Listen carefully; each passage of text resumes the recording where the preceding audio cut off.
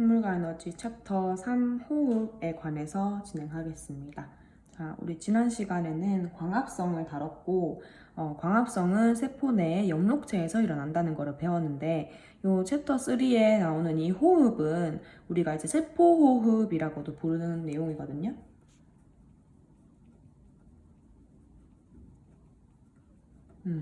자, 근데 광합성은 식물에서만 일어나는 거에 반대해서 이 호흡 반응은 동물에서도 일어나고 생물에서도 일어납니다.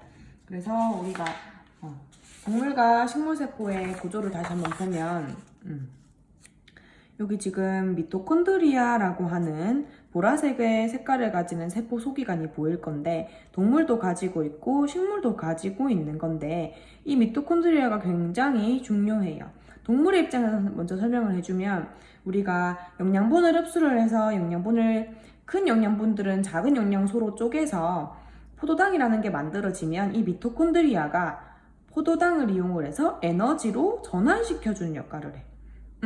우리가 밥을 먹잖아. 밥을 먹는 이유는 심장을 뛰게 하고 근육을 움직이게 해서 우리가 생명 활동을 이어갈 수 있도록, 우리의 생명을 이어갈 수 있도록 하는 일이잖아. 근데 그런 거를 할 때 그런 포도당을 가지고 어떻게 우리가 에너지로 전환시킬 것인가라는 궁금함에 이제 닥치게 되는데 이 미토콘드리아가 우리가 흡수해서 쪼개서 만든 그 포도당이라는 영양소를 가지고 에너지로 만들어주는 소기관이에요. 자, 그러면 식물세포도 그런 미토콘드리아가 있다. 자, 근데 지금 여기 보면 크기도 그렇고 개수도 그렇고 동물세포가 미토콘드리아가 식물세포가 가지는 것보다 훨씬 많지. 자, 그 이유는 미토콘드리아를 통해서 만들어지는 에너지는 우리 식물세포한테 필요한 양보다 동물이 필요한 양이 훨씬 많기 때문이에요. 왜냐하면 자, 식물한테 필요한 것들은 어떤 물질을 이동할 때 조금 필요하기도 하고 그렇게 이제 물질을 운송하는 데 주로 쓰이고 뭐 생명 활동에 쓰이긴 하지만 우리 동물이 필요한 거는 근육을 움직이게 해야 되잖아. 그리고 뇌에도 포도당이 쓰이거든요. 에너지도 쓰이고. 그래서 직접적으로 몸을 움직이는 동물이 몸을 움직이지 않는 식물보다는 미토콘드리아가 더 많이 필요하다, 더 많이 존재한다 라는 얘기. 그러면은 우리가 지금 말하는 이 도대체 세포호흡이 뭘까? 우리가 호흡이라고 생각을 하면 그냥 들숨날숨을 통해서 이제 숨으로 기체로 호흡을 하는 기체 호흡을 생각하기 쉬운데 여기서 말하는 호흡은 세포에서 일어나는 세포호흡이에요. 미토콘드리아에서 일어나는. 자, 그래서 일단 한번 보면 우리 이제 광합성의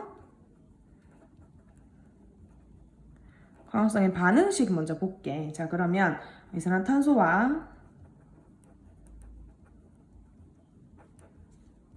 산소가 반응을 해서 빛에너지가 필요하고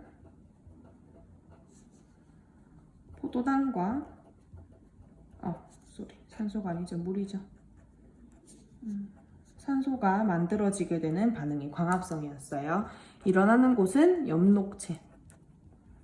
그래서 광합성의 의 중에 하나가 빛에너지를 화학에너지의 형태로 전환시켜서 저장해주는 역할을 해준다라고 했었어. 자, 그러면 우리 포도당이라는 것 안에는 에너지가 저장되어 있다란 말이죠. 그러면 이 포도당을 다시 분해하면 뭐가 나올까? 에너지가 다시 튀어나올 수 있겠지. 그래서 광합성의 반응식이랑 정반대로 반응물과 생성물이 뒤바뀌게 됩니다. 뒤바뀌게 돼요. 포도당에 다시 산소를 붙여서 분해가 되면 이산화탄소를 내놓고 물을 내놓고 그 다음에 에너지를 내놓게 돼요. 이 포도당이 가지고 있는 에너지가 다시 튀어나오게 되는 거고 이 에너지는 이제 뭐 ATP라는 형태로 나오게 되거든. 근데 이거는 이름만 그런 게 있구나 알아봐주면 됩니다. 그래서 이렇게 나온 에너지를 여러 가지 생명 활동에 쓰이기도 하고 근데 얘들의 일부는 열 에너지로 방출이 돼. 자, 그러면 이 세포호흡이라는 거를 진행을 하게 되면 이런 거 진행을 하면 뭐가 나온다는 얘기야? 열이 나온다는 얘기죠. 그러면 우리가 포도당을 가지고 있는 즉 식물에다가 산소를 공급을 해주고 시간이 지나서 열이 나는 것을 확인을 하면 이 식물은 세포호흡을 했다라고 할 수 있겠지. 그래서 여기 한번 볼게. 확대해서 싹을 틔운 콩을 보온병에다 넣었어요. 그러면 이제 온도가 변하지 않도록 보호해 이렇게 단열 효과를 만들어 준 거지. 그 다음에 일정 시간 두으니까 온도가 상승했대. 왜 상승했을까? 콩이 뭐 했기 때문에? 세포호흡 했기 때문이지. 그래서 밑에 보면 답 적는 란이고 스스로 한번 적어보고 싹이 트면서 콩이 호흡을 왕성하게 했기 때문에 에너지가 발생하였다. 호흡을 왕성하게 했습니다. 자, 무슨 말이냐면 우리 광합성은 얘들아 차이점이 뭐가 있냐면 광합성은 빛이 필요하기 때문에 빛이 있는 낮에만 이루어지겠지. 근데 세포호흡은 어떻냐면 빛 에너지가 필요가 없기 때문에 낮에도 밤에도 모두 다 일어나요. 자, 그럼 우리가 한번 얘기해보자. 우리가 왜 광합성을 식물들은 광합성하기 때문에 식물을 가지게 되면 공기가 정화된다. 공기에 산소가 많아져서 숨쉬기가 좋다라는 말이 있잖아, 그치? 근데 지금 보면 광합성을 해서 나온 산소를 세포호흡할 때 다시 쓰잖아, 그치? 그러면은 결국에는 쌤쌤 아니냐 이렇게 생각될 수 있잖아요. 산소가 더 이상 추가로 나오는 게 없잖아, 식물 가져도. 자, 근데 낮에는 햇빛이 쨍쨍한 낮 오후 즉 강한 빛 아래에서는 광합성량이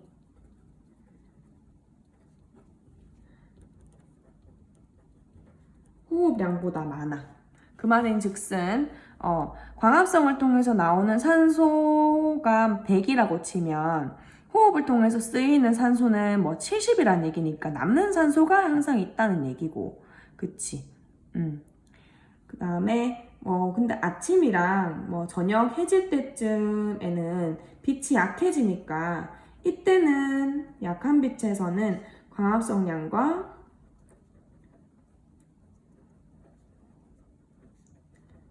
호흡량이 똑같다. 그래서 이렇게 되게 되면 겉으로 봤을 때는 기체 출입이 없는 것처럼 보이는 거야. 왜냐하면 광합성을 통해서 나온 산소가 100이라면 호흡할 때 쓰이는 산소도 100이기 때문에 산소는 나오자마자 사라지니까 산소는 없는 것처럼 보이고, 그 다음에 이산화탄소를 내가 100을 썼다고 치면은 100을 썼다. 근데 또 100이 나온다. 이렇게 되잖아. 그렇기 때문에 외관상으로 봤을 때는 기체 출입이 없는 것처럼 보여요. 자, 근데 요거 다시 보면, 자, 일단은 이건 산소가 100이 나오고 광합성에서 나오는 산소량이 세포호흡에 쓰이는 산소량보다 많기 때문에 여기서는 산소는 더 많아진다. 산소는 즉 방출되는 것처럼 보일 것이고, 근데 이제 이산화탄소가 70 나오는데 쓰는 이산화탄소는 100이니까 더 필요하지. 그렇기 때문에 이산화탄소는 밖에 있는 것들을 우리 식물체 밖에 있는 이산화탄소를 더 필요로 한다. 그렇기 때문에 이산화탄소가 흡수되는 것을 확인을 할 수가 있어. 자, 근데 우리 밤에 빛이 없을 때는 어떡할까? 빛이 없으니까 광합성이 안 일어나고 뭐만 일어날까요? 호흡만 일어나게 됩니다. 자, 그러면 호흡에 필요한 산소는 쓰이니까 식물이 산소를 흡수하겠죠.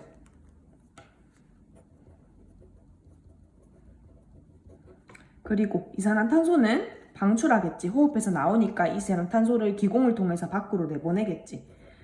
그래서 야간 산행이라는 게 있는데 밤에 이제 산을 타거나 하면 산소가 부족하고 이산화탄소가 많기 때문에 우리가 숨을 쉬는데 공기가 깨끗한 그런 거는 거의 없다고 보면 됩니다.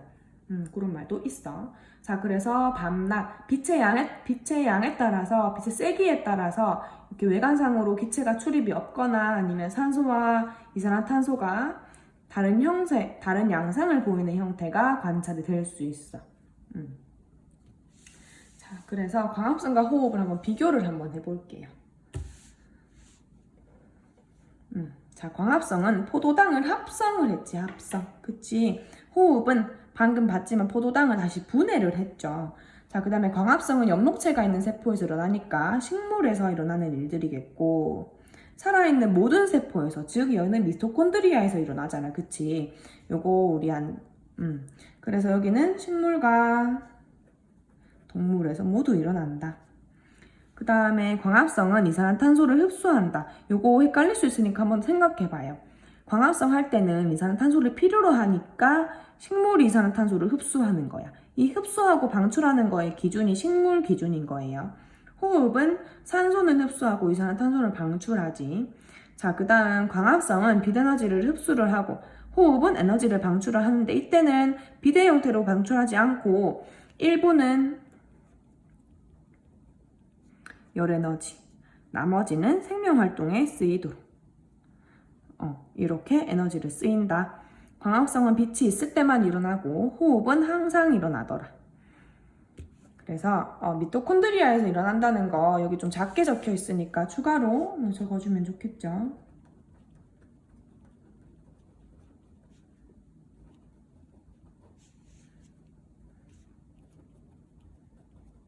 아니면 여기 있는 미토콘드리아라는 말을 동그라미처럼 쳐도 되겠고. 자, 그래서 선생님이 지금 사진 그림을 또 뽑아왔는데 한번 보면 자, 미토콘드리아의 유기물 포도당이지. 이거 포도당 아까 선생님이 육각형이라고 알려줬었잖아. 보여줬었잖아.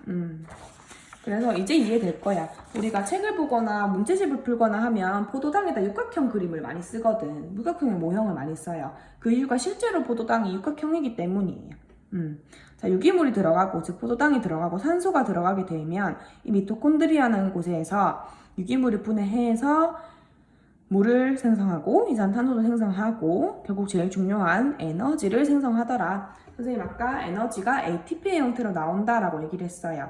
ATP가 어떤 형태인지 어떤 애인지 궁금해하지 않아도 돼. 아직은 그냥 이러한 형태로 에너지를 나오는 거다.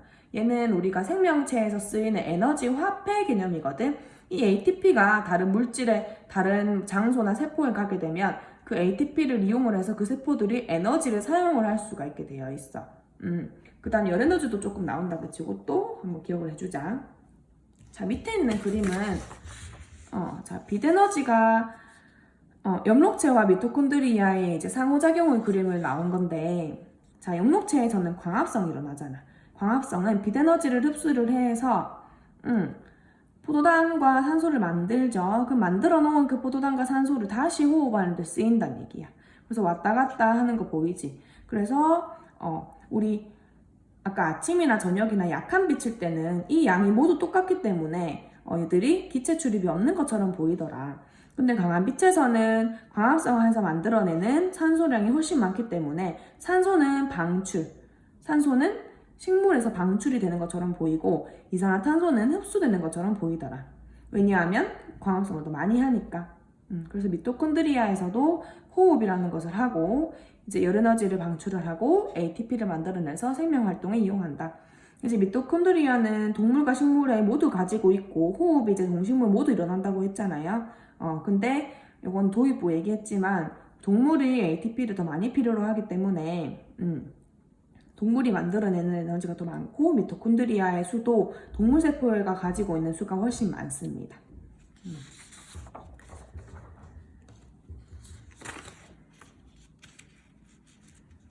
그 다음에 다음 쪽 한번 볼게. 자, 식물의 기체 교환 실험.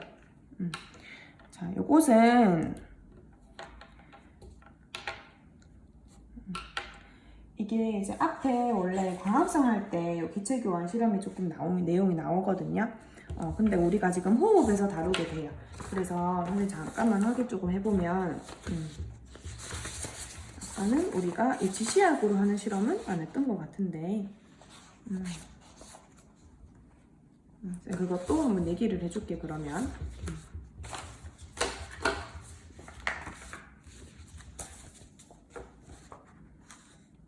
자, 보면 여기서 우리가 이 실험을 이해하기 위해서 알아줘야 될 내용이 뭐가 있냐면 산염기 지시약 내용이 있어요. BTB 용액이라고 하는 건데, 자, 산염기는 우리가 알고 있는 친구들 많을 건데 어떤 물질을 가질 수 있는 성질 중에 하나야. 그래서 염기 혹은 산염기 둘 다 아니면 중성 이런 식으로 해서 나눠질 수가 있는데 꼭 세 가지로 나누어지는 것은 아니고 같은 다른 물질끼리 산성도도 비교를 할 수가 있어. 누가 더 센 산성이다, 누가 더 약한 산성이다, 혹은 더 센 염기다, 약한 염기다라는 것도 얘기를 할 수가 있어요. 근데 우리는 이제 이 단원에서는 뭐 그렇게 자세히 알 필요는 없고 그냥 중성, 산성, 뭐 염기성에 대해서 색깔 변화만 한번 알아주면 돼. 자, 그러면 이거는 쌤이 따로 여기다가 설명을 해줄게요.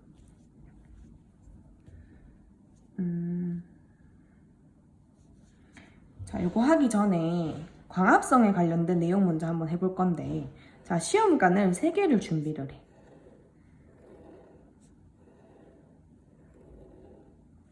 세 개를 다 해놓고 물을 담아요. 담은 뒤에 여기는 그냥 물만 놔두고 여기는 검정말을 2개를 놔둬요. 자, 그 다음에 이게 지금 광합성 해주는 실험이기 때문에 광합성 할 때는 우리가 이산화탄소가 필요하잖아. 광합성 할 때. 그래서 이산화탄소를 여기다 공급을 해주기 위해서 어떻게 해주냐면 그냥 날숨으로 불어넣어. 빨대를 꽂아서 안에 날숨을 불어넣어주면 어떻게 되냐면 자, 원래 우리 BTB 라는 이 지시약은 얘가 용액이거든. 근데 얘는 산성도에 따라서 염기성이 강한지 삼성이 강한지에 따라 색깔이 변하는 애기 때문에 우리가 지시약으로 사용을 할 수가 있어. 얘는 원래 그냥 일반 물에 들어가게 되면 중성이죠. 일반 물은 중성이야. 하게 되면 중성에서는 초록색, 산성에서는 노란색, 그리고 염기성에서는 파란색을 띠는 지시약이야. 자, 그러면 맨 처음에 내가 BTB를 여기다 넣어주게 되면 초록색이겠지. 그쵸? 근데 내가 입에 들어있는 날숨을 빨대로 불어넣게 되면 자, 얘들아, 날숨에는 뭐가 들어있지? 이산화탄소가 들어있죠. 자, 근데 이산화탄소는 물에 녹으면 뭐가 되냐면 얘는 탄산이 돼. 이산화탄소가 CO2고 물이 H2O잖아. 그럼 여기 있는 거를 O를 하나 가져가요. 그래서 탄산이온이 되면서 물에 녹아 있어. 그렇기 때문에 탄산이라는 애는 이제 물에 녹아서 얘는 수소를 하진 않지만 어쨌든 산이 붙어져 있잖아. 이 탄산은 산성을 띄어요. 자, 그래서 내가 입김으로 이제 날숨을 다 불어넣게 되면 얘들이 다 노란색으로 변하게 되겠지. 이거 이해될까? 그냥 BTB는 산성에서는 노란색을 띠는 애니까요. 노란색으로 돼요. 자, 그 다음에 얘를 햇빛 아래에 3시간을 놓아줄 건데 오른쪽에 있는 애는 호일로 감쌀 거예요. 알루미늄 호일로 전체를 다 감싼 뒤에 3시간을 보내. 자, 그러고 나서 시간을 지나고 나서 딱 색깔을 비교해 보니까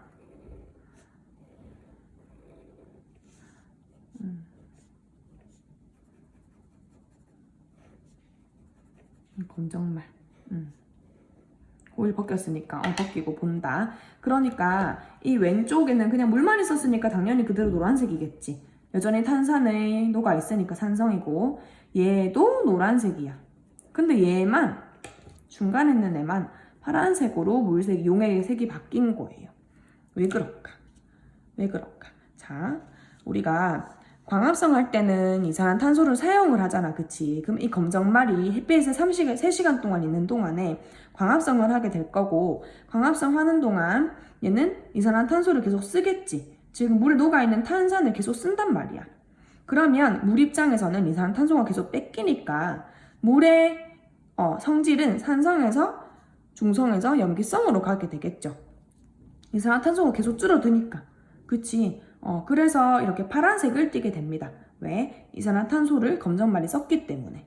근데 얘는 왜 노란색이야? 검정말이 썼음에도 불구하고 색깔이 안 변한 이유는 호일로 싸져 있었기 때문에 햇빛을 못 받았겠지. 그래서 광합성이 안 일어난 거예요. 그래서 광합성 비교 한번 해보면 얘는 당연히 안 일어났고 얘는 일어났고 얘는 안 일어났다. 그래서 색깔이 바뀌었음을 알 수가 있다. 자, 그러면 색이 바뀐 이유를 만약에 물으면 어떻게 해야 될까? 바뀐 이유는 자, 검정말이 뭘 썼어? 광합성 하면서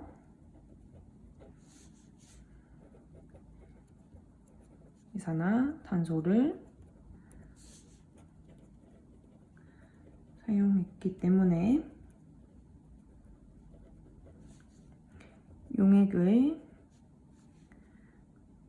용액이 산성에서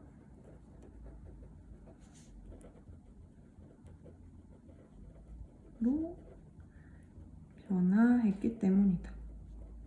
이거는 따로 필기를 해주거나 아니면 이제 아까 광합성 파트 앞에다가 한번 적어줍시다. 요렇게 아니면 호흡 여기 하는 여기 뒷부분에 적어도 돼요.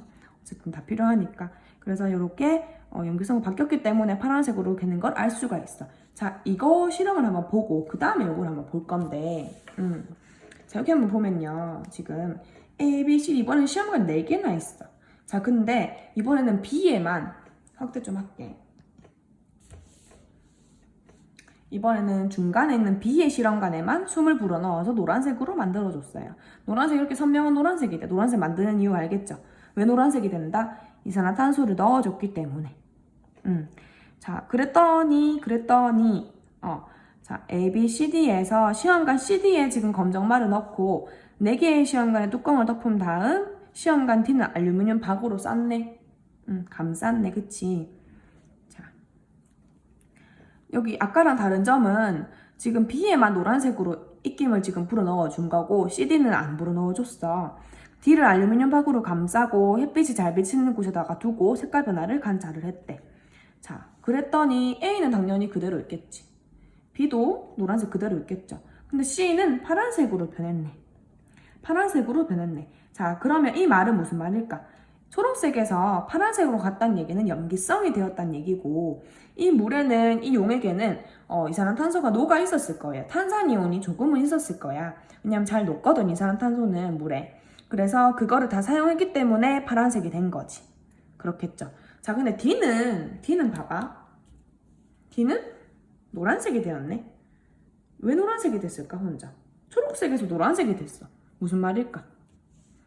자, 알루미늄 호일을 감싸게 되면 얘는 뭐라 할까요? 호일을 감쌌지. 그래서 광합성은 하지 않지만 뭘 해? 호흡을 하지. 호흡하게 되면 뭐가 나오는데 산소는 줄어들고 이산화탄소가 나오게 되잖아. 그래서 왜냐면 호흡하는 데 빛 필요 없으니까, 그치?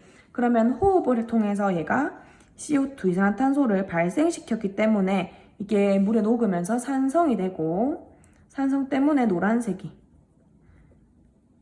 색이 변한 거죠. 그래서 지금 A, B, C, D 보면 초록색에서 노란색으로 변하는 걸 알 수가 있어. 자, 그러면 C도 볼게. C. 자, 그러면 C는 얘들아 호흡 안 했을까? 했겠지. 했는데 빛이 충분히 주어졌기 때문에 적어볼게. 광합성도 하고 호흡도 했지만 둘 중에 광합성량이 더 많았어. 그래서 광합성 때문에 사용하는 이산화탄소 양이 더 많아져서 이산화탄소가 부족해졌기 때문에 파란색으로 변한 거지. 그래서 C에서는 호흡이 일어나지 않는다라고 만약에 문제를 풀다가 보기 나오면 틀린 거겠죠. C는 호흡은 일어나. 호흡은 언제든지 일어나. 그래서 밑에 한번 보면 자, C의 BTB 용액이 파란색으로 변한 것은 광합성을 통해서 이산화탄소가 소모되었기 때문이다. 그치? 더 정확하게 해주면 광합성 양이 호흡보다 많아서 자, 광합성은 이산화탄소를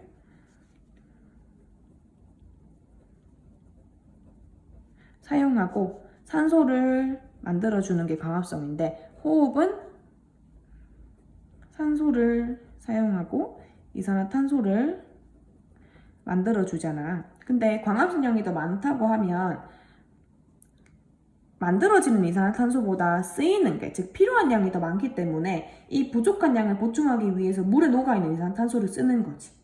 알겠죠? 그래서 파란색으로 변한 것이다.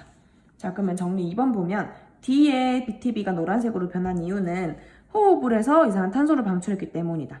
요건 알겠지? 자, 그래서 이걸 가지고 뭘 할 수가 있을까? 빛을 충분히 받으면 광합성이 호흡보다 더 많이 일어나게 된다. 이거를 지금 알 수 있는 거야. 예를 들어서 이 빛을 충분히 줬을 때 C의 색깔이 변하지 않았어. 예를 들어서 그럼 어떤 의미입니까? 호흡량과 광합성량이 똑같다는 거겠지. 근데 그게 아니라 파란색으로 변했다는 것 자체가 광합성량이 더 많다라는 얘기예요. 됐죠? 자, 그러면 요거랑 아까 쌤이 말해줬던 다른 이 실험이랑 비교를 해보면 얘는 왜 다 노란색을 부었을까? 얘는 왜 다 노란색을 했을까? 여기는 초록색으로 진행했잖아. 그치? 자, 왜 그러냐면 호흡을 감싼 우리는 지금 광합성만 알고 싶었잖아요. 그럼 호흡에 의해서 영향을 미치는 거는 배제를 하고 싶은 거야. 만약에 내가 여기를 초록색으로 하고 실험을 했다면 호일을 감싼 데 노란색으로 변했겠지. 그치? 그리고 얘는 호흡도 하고 광합성도 했겠죠. 그치? 그래서 얘는 안 변하는 거 안 보고 싶고 얘만 변하는 거 보고 싶으니까 처음부터 노란색으로 만들어준 거야. 그러면은 호일에 감싸져 있는 이 검정말은 호흡을 통해서 이산화탄소를 만들겠지. 이산화탄소는 물에 녹으면 계속 산성이잖아. 그치? 그러면은 산성은 지시학과 만나면 노란색인데 이미 노란색이기 때문에 CO2가 더 들어가도 색깔 변화 없이 노란색이 유지가 되는 거예요. 그럼 여기도 사실 제대로 말을 해주면 노란색에서 파란색이 된 것은 호흡도 하고 광합성도 했지만 광합성이 더 훨씬 많이 일어나기 때문에 파란색이 됐다라고 얘기할 수가 있겠지. 이런 식으로 광합성과 호흡을 비교를 할 수가 있어요. 이런 것들 이제 문제도 좀 나오고 하니까 잘 보고 그래프 하나 더 보여줄 게 있는데 자, 이거 한번 보면은 밤, 아침, 낮, 저녁, 밤이라고 해가지고 이제 시간대에 따라서 호흡량과 광합성량을 비교하는 그래프가 하나가 있어. 이거 한번 보면 호흡은 얘들아 빛의 영향을 받지 않기 때문에 항상 일정하죠. 이 파란색깔 그래프는. 근데 광합성은 빛의 영향을 받기 때문에 낮에 가장 양이 많고 그 다음 밤과 저녁과 밤에 이제 여기 밤에는 아예 하지 않고 아침과 저녁에는 조금 하지 광합성을. 그래서 이제 호흡량과 광합성이 같아져서 겉으로는 기체 출입이 없어 보이는 이 지점을 가지고 보상점이라고 부르기도 합니다. 보상점. 그래서 이렇게 표현할 수가 있다. 됐죠? 자, 그래서 우리가 지금 식물 단어는 이렇게 마무리가 되고요. 호흡에서 중요한 건 이제 어디서 일어나는지도 중요하고 어떤 반응이 일어나는지도 중요하고 보통은 광합성이랑 비교하는 내용들이 굉장히 많기 때문에 비교하면서 더 봐주면 문제도 쉽게 풀리고 이해도 잘 될 거예요. 이렇게 마무리할게요.